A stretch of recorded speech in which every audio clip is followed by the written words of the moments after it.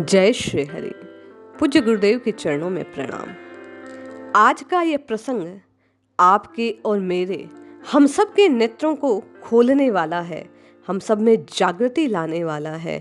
किस प्रकार ये क्षणभंगुर जीवन है जिसकी ओर हम लगे रहते हैं और उस परम आनंदमय स्वरूप को बिसारे रहते हैं।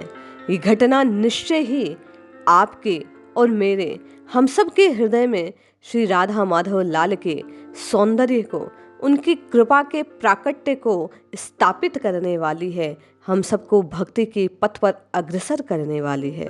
भक्तमाल में एक भक्त चरित्र है श्री रंग जी। इनके जीवन का यह प्रसंग हम सब में जागृति उत्पन्न करने वाला है। घटना कुछ इस प्रकार है। श्री रंग जी श्री अनंतानंदाचार्य के प्रधान शिष्यों में से एक है। गृहस्थाश्रम के समय इनका निवास राजस्थान राज्य के जयपुर में धोसा नामक गांव में था। ये वैश्य कुल में उत्पन्न हुए। इनके सेवा कार्य हेतु एक नौकर रखा गया जो स्वभावतः बिल्कुल दुष्ट था, पापी। कालवश मृत्यु को प्राप्त होकर वह यमलोक गया। पापी होने के कारण यमराज ने उसे अपने यहाँ दूत कार्य के लिए दूत बनाकर रख लिया।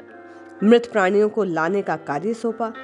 एक बार यमराज ने उसे एक बंजारे के प्राणों का हरण करके लाने को कहा, जो कि उसी धोसा गांव में रहता था जहां वह मरने से पहले श्रीरंग जी के यहाँ नौकर था। वहां आने पर सबसे पहले उसके मन में श्रीरंग जी के मिलन की इच्छा जागृत हुई। उसे देखते ही श्रीरंग जी चौंके और बोले, अरे मैंने तो सुना तू मर गया, तू यहाँ कैसे आया? यमदूत ने कहा, मालिक आपने ठीक ठीक ही सुना था, मैं मर चुका हूँ, मैं अब यमदूत बन गया हूँ, यहाँ बंजारे को लेने आया हूँ। श्रीरंग जी ने कहा, अभी तो मैं देख कर आया, वह बिल्कुल पूर्ण स्वस्थ है, यहाँ से माल लाद कर ले गया है, उसे तुम कैसे ले जाओगे? उसने कहा, मैं उसके बेल के सींग पर बैठ जाऊंगा, जिससे काल प्रेरित वह बेल सींग मारकर उसका पेट फाड़ देगा। श्रीरंग जी ने पूछा, क्या तुम लोग सबके साथ ऐसा ही व्यवहार करते हो?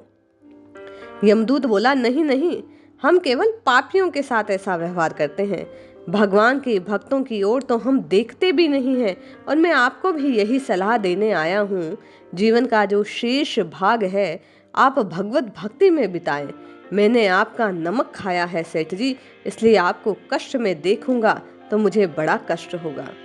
आपको यदि मेरी बातों पर विश्वास ना हो तो मेरे साथ चल लो, मैं बंजारे के घर जा रहा हूँ, मैं केवल आपको यही दिखा दूंगा, दूसरा कोई मुझे देख नहीं पाएगा।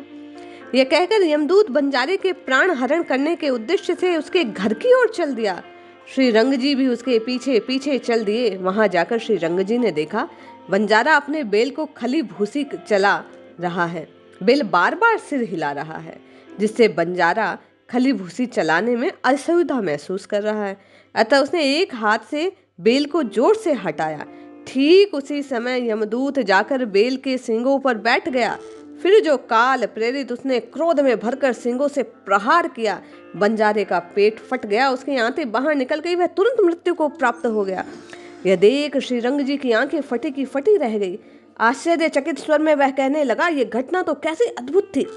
वह श्री अनंताचार्य के पैरों में जाकर गिड़गिड़ाने लगे, महाराज मुझे उपदेश कीजिए, मुझे दीक्षित कीजिए, मैं इस जीवन से परेशान हो गया हूँ, मैं भगवत भक्ति करना चाहता हूँ, मैं नाम जपना चाहता हूँ, मैं अपने जीवन का उद्धार करना चाहता हूँ, मैं नहीं मरना चाहता उस जीव की तरह, मैं श्री भगवान को प्राप्त करना चाहता हूँ।